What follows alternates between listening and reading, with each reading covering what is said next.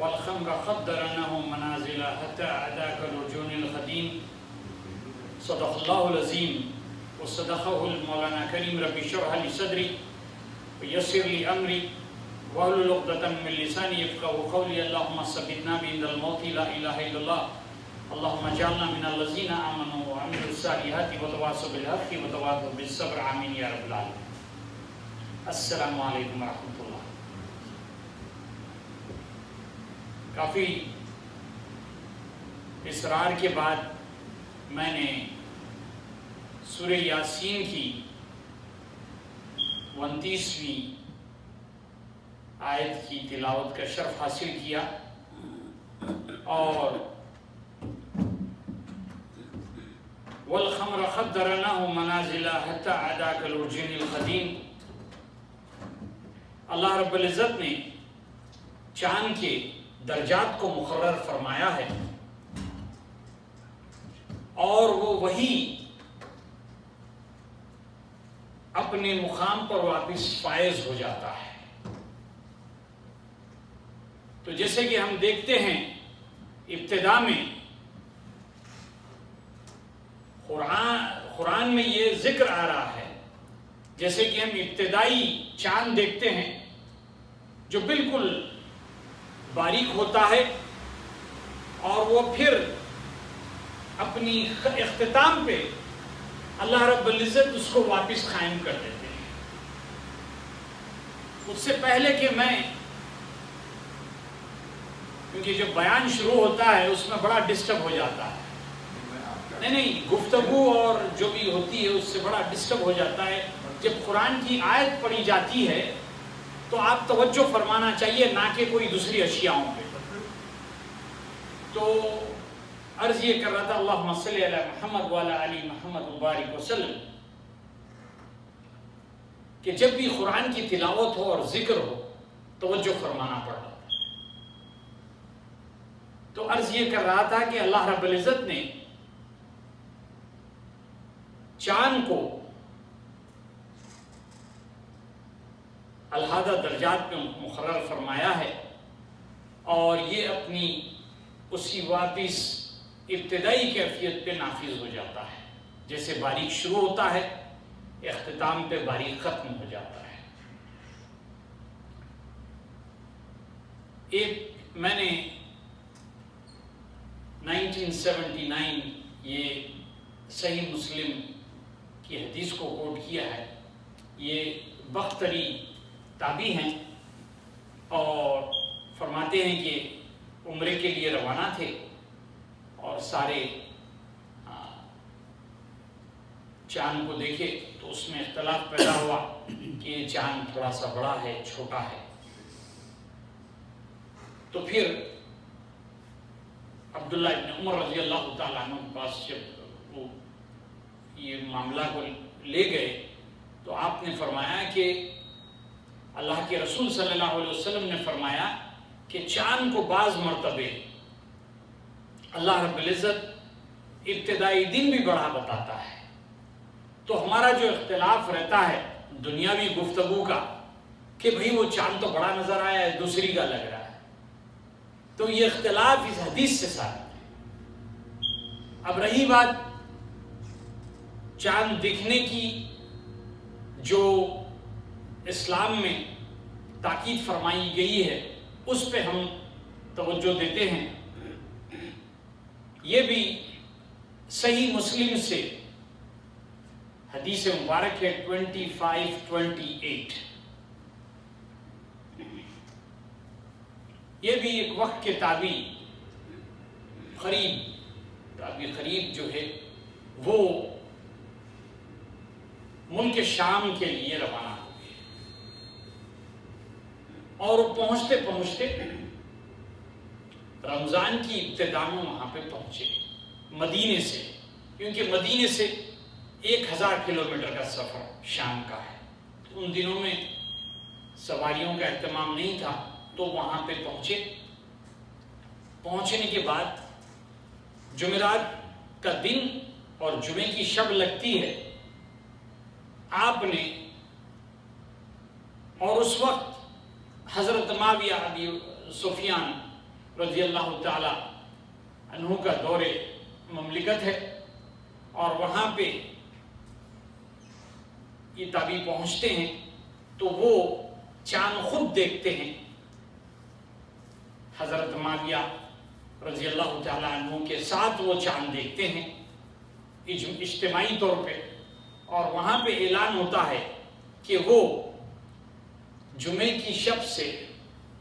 تراویح کا اختتام ہوتا ہے اور رمضان کی شروعات ہوتی ہے،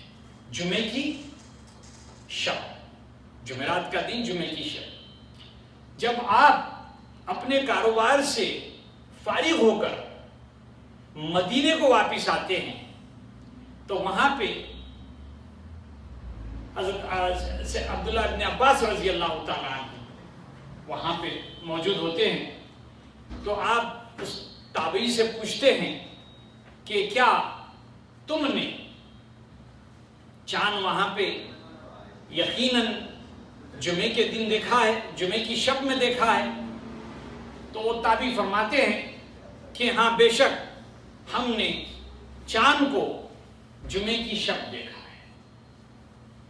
عبداللہ ابن عباس رضی اللہ تعالیٰ عنہ فرماتے ہیں کہ ہم نے یہاں پہ چاند مدینے میں جمعے کا دن اور ہفتے کی شب کو دیکھا ہے، ایک دن بعد۔ تو آپ سے پوچھتے ہیں عبداللہ ابن عباس سے، کیا شام میں جو چاند دیکھا ہے کیا وہ غلط ہے؟ حضرت معاویہ جو اعلان کیے ہیں کیا وہ غلط ہے؟ تو آپ فرماتے ہیں کہ وہ اپنی جگہ صحیح ہے، اور ہم اللہ کے رسول صلی اللہ علیہ وسلم کے بتائے ہوئے احکامات سے ہم بھی اپنی جگہ صحیح ہیں۔ تو ہم جو عید کریں گے یا 30 مکمل کریں گے، یا پھر جو رؤیت ہلال جو آنکھوں سے شہادت دینا ہے، اگرچہ یہاں پہ دکھ جائے، اس حساب سے ہم عید منائیں گے، شوال کی پھر ابتدا ہوگی۔ اب یہ رہی دارالسلام کی سلفی مکتب فکر کی جو کتاب کا ترجمہ ہے، میں نے اس حدیث کو پیش کیا ہے کہ شام اور مدینے میں 2 علیحدہ دن عید منائی گئی۔ اب جو یہاں پہ جو عید ایک دن پہلے سعودیہ سے منا رہے ہیں، اس کی بھی میں وضاحت کر دوں کہ وہ انتہائی غلط مقام پہ ہے۔ اس حدیث اور جیسے کہ سلف کا اجماع ہے، جو 5 محدثین 700 ہجری سے قبل تک گزرے ہیں، ان کا سارا اجماع جو تھا میں وہ بتانا چاہتا ہوں۔ 5 محدثین، پہلے جو محدثین میں ذکر آتا ہے وہ حضرت ترمذی علیہ رحمہ قدس اللہ علیہ، آپ نے اپنی جو کتاب میں ایک حدیث کوٹ کی ہے ترمذی شریف میں، وہ ہے 693۔ آپ فرماتے ہیں کہ یہ جو 2528 جو حدیث میں نے بیان کی ہے صحیح مسلم سے، کہ دوسرے مقام کا چاند آپ کے مقام کے لیے اعتبار نہیں رکھتا۔ پہلے امام حضرت ترمذی علیہ رحمہ قدس اللہ العزیز، دوسرے امام اسی لحن میں امام بخاری کے شاگرد ہیں، انہوں نے بھی اپنی کتاب مشکل الآثار 592 خیال ہے انہوں نے اپنی حدیث میں کوٹ کیا ہے، باب ایک ہی ہے کہ دوسرے مقام کا چاند آپ کے علاقے، دوسرے مقام کا چاند آپ کے علاقے کے لیے اعتبار نہیں رکھتا، کہ دوسرے امام بھی یہی امام بخاری کے شاگرد ہیں، انہوں نے بھی اپنی کتاب میں یہی لکھا ہے.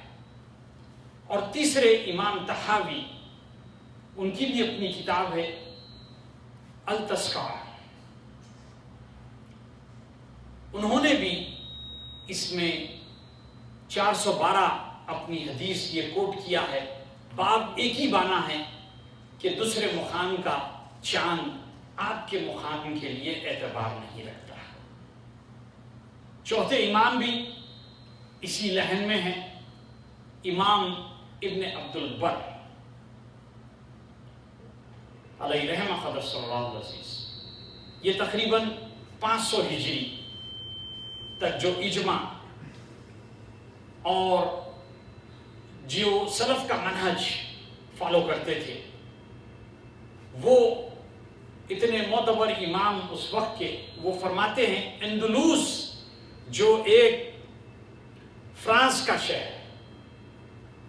اس کے چاند کا اعتبار خراسان یا افغانستان جو بالکل ایسٹ میں ہے، اعتبار ہو نہیں سکتا. کہ جتنی ویسٹ کی چیزیں ہیں، جیسے کہ میں نے فرمایا کہ سعودی کی جو رٹ لگائے رکھتے ہیں کہ سعودی سینٹر آف دا ورلڈ ہے، بے شک سینٹر آف دا ورلڈ ہے، لیکن سعودی سے ویسٹ میں بھی مغرب میں شام ہے اور افریقن کنٹریز ہے. پہلے تو وہاں دکھنا چاہیے. اگرچہ گلوبل سائٹنگ پہ اگرچہ ہم اعتماد کرنا شروع کر دیں تو ہمیں تو پہلے افریقہ اور شام کی لینا چاہیے گواہی، اس کے بعد سعودی کا نمبر آتا ہے. اسی طریقے سے فرانس کی بھی جو امام ابن عبد البر رحم اللہ، انہوں نے جو اپنا مقام پیش کیا ہے اپنی کتاب میں بھی، انہوں نے اس حدیث کو کوٹ کیا ہے صحیح مسلم کی 2528 انٹرنیشنل نمبرنگ. یہی حدیث کو یہ چوتھے امام ہیں جنہوں نے کوٹ کیا ہے. اور پانچویں امام، امام ننوی، وہ تقریباً 677 ہجری سے. تو یہ جو 5 جو سلف کا منہج فالو کرتے تھے، اب تو ایسے لگتا ہے کہ جو سلف حضرات سعودی کا جو فالو کرتے ہیں وہ شاید ان سلف میں سے نہیں. یہ کوئی 1400 ہجری میں یہ اپنا سیکٹ بنا رہے ہیں، کیونکہ ہمارا سارا جو تھاٹ آف اسکول ہے ان سب کا منہج ہونا چاہیے اہل سنہ والجماعت. اور ہمیں الحمدللہ رب العالمین اتنی چیزیں ہمیں ان کتابوں سے اور جو یہ جمع کی ہیں، اور آج کی تاریخ میں جتنے علماء اکرام ہمیں ریمائنڈ کرتے ہیں، یہ میں تو کوئی اپنی طرف سے نہیں چیزیں حاصل کیا ہوں، بے شک اس میں سارے علماء حق کا کردار ہے کہ انہوں نے ان چیزوں کو بارہا ہمیں یاد دہانی کرواتے ہیں کہ ہم چاند اپنے مقام سے دیکھنا چاہیے، اگرچہ نہ دیکھو اس علاقے سے. یا پھر ایک رول ہوتا ہے اجتہاد جو ہم، کیونکہ کافی وسیع ہے امریکہ، تو ہم امریکہ کے کوئی بھی کونے سے بھی ہم گواہی لیتے ہیں. تو یہ ایک ایسا فارم ہے، یہ ایک ایسا مقام ہے جہاں پہ ہم علماء حق اس کا فیصلہ کرتے ہیں، کہ اس کا فیصلہ لیتے ہیں، اسے اجتہاد کہتے ہیں. یہ ایک شرعی اجازت ہے اسلام میں، لیگلی ہمیں قانون اجازت دی جاتی ہے کہ اتنی دور کے مقام کو بھی لے. کیونکہ پھر اس بحث میں پڑھتے ہیں کہ مدینہ سے شام کا جو مقام تھا 1000 کلومیٹر تھا، تو جب نہیں لی تو اب کیوں لے رہے. آج جیسے مڈل ایسٹ میں جو قریب ممالک ہے، سعودی کا اپنا خود وہ اجتہاد کے طور پہ ان کی گواہی لیتے ہیں، لیکن اس کے باوجود سعودی جو حکمران، سعودی جو امام ہیں وہاں کے، وہ صفائی کے طور پہ وضاحت کر دیتے ہیں کہ ہمارا جو یہ رویت ہلال کمیٹی کا فیصلہ ہے یہ صرف سعودیوں کے لیے. کل ہم سے کوئی لغزش ہوتی ہے، کوئی کوتاہی ہوتی ہے، تو ہم صرف ان کے ذمہ دار ہیں، کیونکہ ان کا جرمانہ دینے کی ضرورت ہو جاتی ہے، اگرچہ کوئی غلطی کر دے تو ان پہ وہ جرمانہ نافذ ہو جاتا ہے شرعی اعتبار سے، تو وہ کھلے طور پہ وضاحت کر دیتے ہیں۔ اب رہی بات ہم جو کیلنڈر فالو کرتے ہیں، لونار کیلنڈر جو مون سائیکلنگ کے حساب سے ہم فالو کرتے ہیں، سولار بھی اپنی جگہ درست ہے، معین ہے، وہ اپنا نیا سال مناتے ہیں، ہم اپنا نیا سال مناتے ہیں، ہم 355 کی گنتی سے چلتے ہیں، وہ 365 کی گنتی سے چلتے ہیں۔ مہینوں کی جو گنتی ہوتی ہے لونار سے، کبھی 29 یا 30، کوئی مستقل نہیں ہوتا، اسی لیے ہمارے 10 دن ہر سال رمضان میں کم ہوتے جاتے ہیں۔ اس لحاظ سے تو ہمارے جو روزے ہوتے ہیں وہ گرمی سے لے کے سردی تک 4 جو سیزن امریکہ میں ہوتے ہیں وہ سب میں ٹریول کرتے ہیں۔ یہ مستقل نہیں ہوتا، مستقل نمازوں کے اوقات ہے جو سولار کا ہے، جو آج مغرب کا وقت ہے وہ 10 سال بعد بھی وہی مغرب کا وقت۔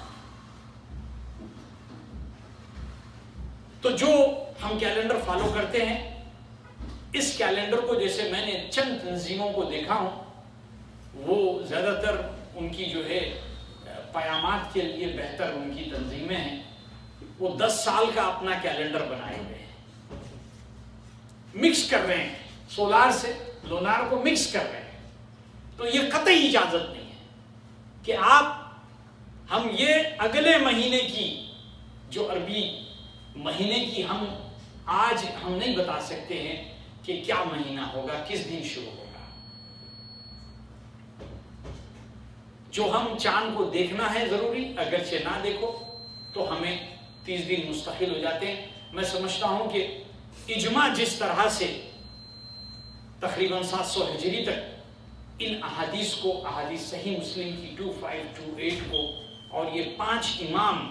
جو اسی کو ایک اپنا مقصد بنا کر پیش کیا ہے، میں سمجھتا ہوں کہ ہمارے لیے یہ بہت بڑی دلیل ہے۔ ہمیں سارے یہ جو ایک مقطع فکر کے جو ایک نیا سیکٹ جو اس کو کنفیوز کر رہا ہے، یا پھر میں یہ کہہ سکتا ہوں کہ جہالیت کے دور میں یا ان کو علم نہیں ہے کہ یہ سارے جو ہے امام اس چیز کو وضاحت کر چکے ہیں، ان کو دوبارہ یاد دہانی کرنا چاہیے۔ میں سوچتا ہوں کہ آج بھی ہمیں ریمائنڈر ابھی بھی ہوتا ہے، تذکر فإن ذکر تنفع المؤمنین، یاد دہانی مومن کی ہوتی ہے، وما یتذکر الا اولو الالباب، تو وہ جو صحیح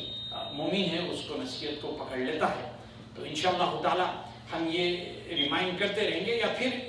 ان کے جو ٹائم ٹیبل ہوتے ہیں، یا ان کو پھر ایک اچھا طریقہ یہ ہے کہ سوشلی بیکارٹ کیا جائے، ان کو سوشلی بیکارٹ کیا جائے تاکہ یہ اپنی عادتوں سے باز آ جائے، کیونکہ قرآن و حدیث کو فالو کرنا یہ ہمارے لیے عین فرض ہے۔ اللہ رب العزت ہم سب کو ان احادیث پہ عمل کرنے کی توفیق عطا فرمائے۔ وآخر دعوانا والحمد للہ۔